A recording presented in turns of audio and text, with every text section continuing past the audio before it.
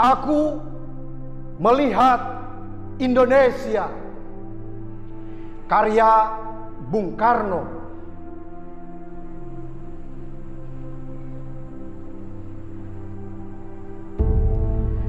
Jika aku berdiri di pantai Ngeliep, aku mendengar lautan Hindia bergelora membanting di pantai Ngeliep itu. Aku mendengar lagu sajak Indonesia. Jikalau aku melihat sawah-sawah menguning, menghijau, aku tidak lagi melihat batang-batang padi yang menguning, menghijau. Aku melihat Indonesia. Jikalau aku melihat gunung-gunung, Gunung Merapi, Gunung Semeru, Gunung Merbabu, Gunung Tangkuban Perahu, Gunung Kelebat, dan gunung-gunung yang lain, aku melihat Indonesia. Jikalau aku mendengar lagu-lagu yang merdu dari Batak, bukan lagi lagu Batak yang kudengar, aku mendengar Indonesia. Jikalau aku mendengar Pangkur Palaran, bukan lagi Pangkur Palaran yang kudengarkan, aku mendengar Indonesia.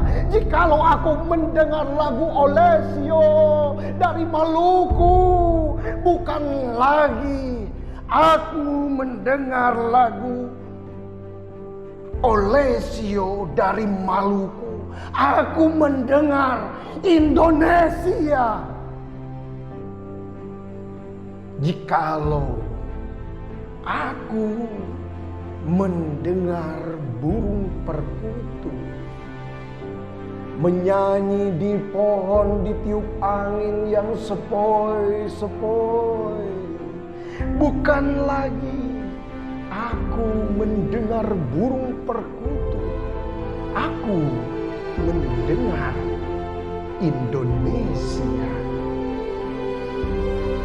Jikalau aku menghirup udara ini, aku tidak lagi menghirup udara ini, aku menghirup Indonesia. Jikalau aku melihat wajah anak-anak di desa-desa dengan mata yang bersinar-sinar, Pak Merdeka, Pak Merdeka, Pak Merdeka, aku bukan lagi melihat mata manusia, aku melihat Indonesia.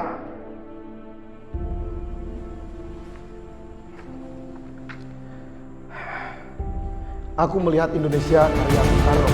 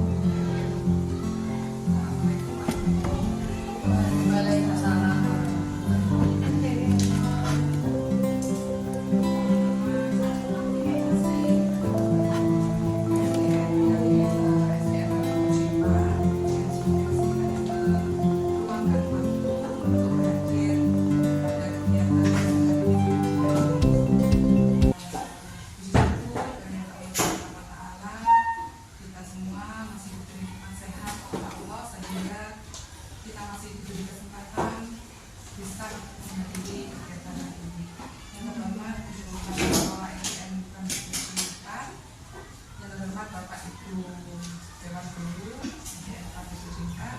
Mari kita buka acara ini dengan bacaan bersama bersama-sama. Bismillahirrahmanirrahim. Adapun tujuan di pendampingan dua ini ada sedikit perbedaan dengan pendampingan individu yang pertama. Yang pertama tidak melibatkan ibu kepala sekolah beserta dewan guru yang ada di sini, tapi yang sekarang melibatkan karena nanti kita akan mendiskusikan tentang visi atau cita-cita terhadap anak didik kita untuk masa yang akan datang. Adapun tujuan ini merupakan tahapan dari CGP Bumini yang harus dilalui untuk beliau atas waktu dan kesempatan yang telah diberikan kepada kami, yaitu selaku CGP Angkatan 9. Mohon izin kepada kepala sekolah, mohon izin kepada ibu pengajar praktik dan juga seluruh teman-teman SDN Rabi Puji 4.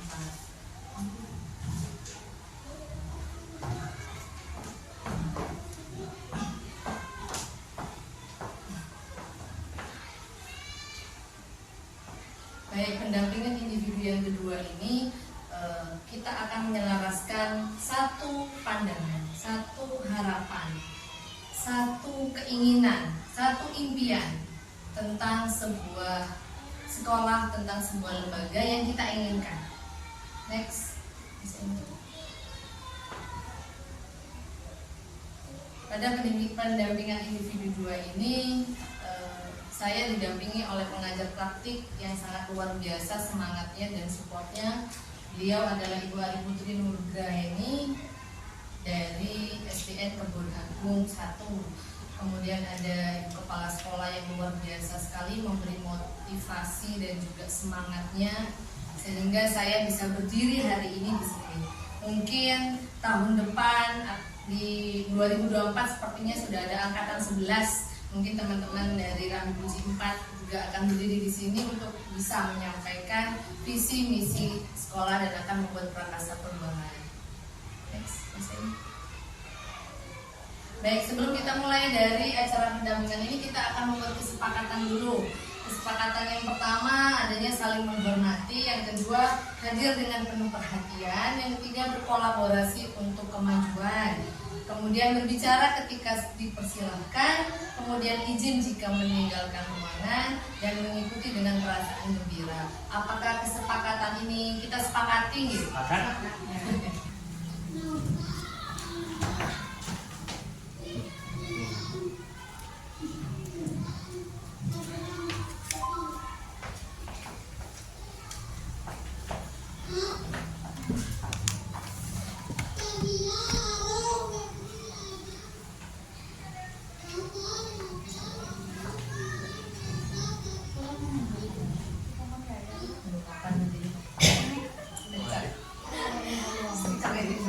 Tuan.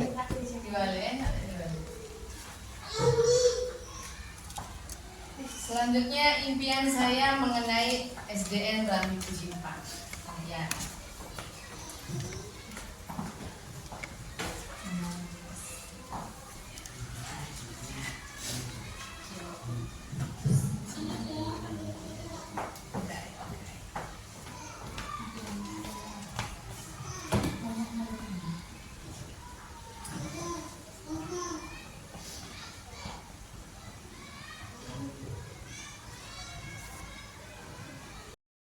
Dan B kayaknya sepertinya.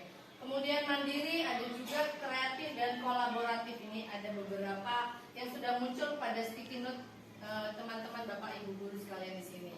Nah, visi yang sudah ada ini bukan sesuatu yang jelek, bukan sesuatu yang buruk, tapi ini sudah sangat baik menurut saya. Namun ada beberapa poin yang mungkin bisa kita lebih tekankan pada pelaksanaannya.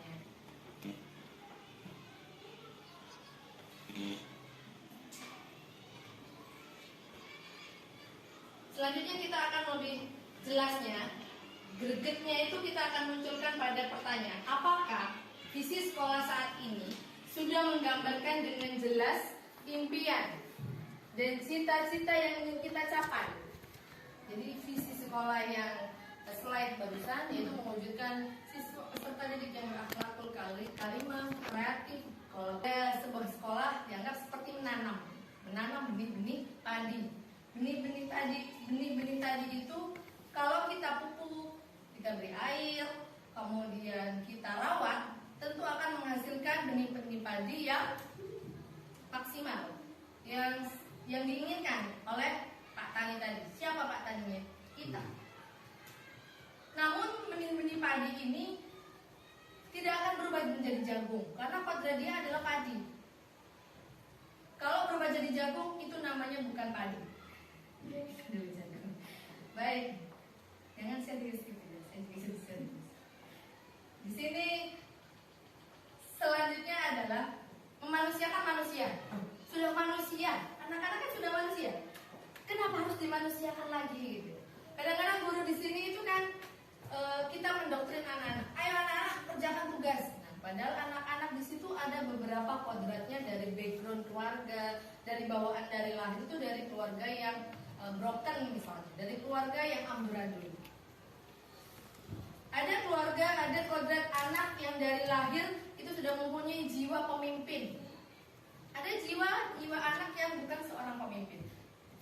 Sedangkan kita sebagai guru seperti menggebiak uyah apa ya? Kita seperti menyuruh anak-anak mengerjakan satu tugas. Tugasnya sama dengan kodrat anak-anak yang berbeda-beda. Ada anak yang belajarnya suka hanya mendengar tapi nyantol. Ada anak-anak yang melihat seperti ini itu malah bosan, malah lari-lari. Tapi justru malah ingat tentang pelajarannya. Ada anak yang sukanya lihat. Yang kedua A di sini adalah mengambil pelajaran. Yang ketiga kita menggali mimpi. Yang selanjutnya J-nya adalah menjabarkan rencana. Yang A di sini adalah atur eksekusi. Jadi ada beberapa langkah pada Bagja yang merupakan akronim. Ini adalah akronim, di mana Bagja yang sudah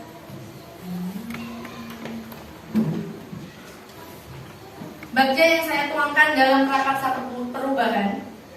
Bagja ini saya tuangkan dalam prakarsa perubahan yang merupakan tugas dari CGP Angkatan 9 pada modul 1.3. Sama tidak antara visi dengan prakarsa? Mungkin ada sebuah pertanyaan seperti itu. Apa sih? Tadi visi, kenapa sekarang prakarsa? Ternyata kita sebelum mewujudkan suatu visi, kita butuh adanya tahapan-tahapan implementasi. Rencana kita mau dituangin. Nah, itu yang disebut dengan prakarsa perubahan. Apa sih yang mau kita rubah? Apa sih yang mau kita tingkatkan? Maka kita buat sebuah prakarsa. Di sini tugas dari modul 1.3 yang kami lakukan pada angkatan 9 ini adalah mewujudkan budaya literasi. Peserta didik berprofil pelajar Pancasila melalui Merdeka Belajar. Lalu kita membuat sebuah pertanyaan, tentunya terkait dengan literasi. Kenapa sih yang saya angkat di sini adalah literasi? Berbudaya di sini tadi kita sudah tampilkan ada tari, kemudian ada menggunakan pakaian-pakaian adat tanpa rasa malu. Mereka nggak malu lagi dan justru malah senang. Kok aneh ya? Kok ada begininya ya? Kok ada songkoknya? Apa namanya itu? Kalau Balian itu. Kok pakai ini? Nah seperti itu. Mungkin anak-anak akan bertanya. Dan inilah peran guru di sini, menjelaskan item-item dari sebuah pakaian adat. Selanjutnya di sini berteknologi. Kita bahas pada sehat dulu tadi seperti ini.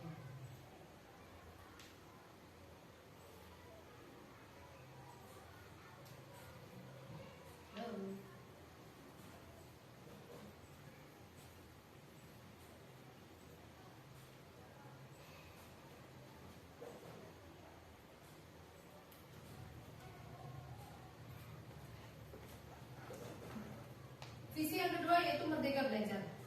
Merdeka Belajarnya ini apa sesuai kodratnya? Pada ANBK tadi kita munculkan anak-anak ternyata sudah bisa IT. Begitu ya Pak Jaeng ya? Nah, anak-anak sudah bisa mengoperasikan namanya komputer. Meskipun hanya 1% atau 2% belum bisa, tapi saya yakin 99,9% anak-anak sudah bisa menggunakan gadget. Dan itu salah bukti bahwa kita itu memberikan kemerdekaan dalam hal mengajar, yaitu kita ajarkan sesuai Mungkin zaman kita dulu yang namanya membuka komputer itu hanya pada masa kuliah. Tapi anak zaman SD bahkan bayi pun sudah terbiasa dengan gadget. Nah, itu kodrat zaman anak zaman now. Kodrat zaman anak-anak industri 4.0. Nah, di sini juga ternyata kita munculkan merdeka belajar. Jadi setelah mereka mendapatkan ilmu dalam meningkatkan mutu SD dan kira-kira sudah ada visi sekolah dengan visinya guru penggerak sudah menjalani rencana. Kira-kira sudah berapa bulan visi sekolah ini? Sudah berapa tahun?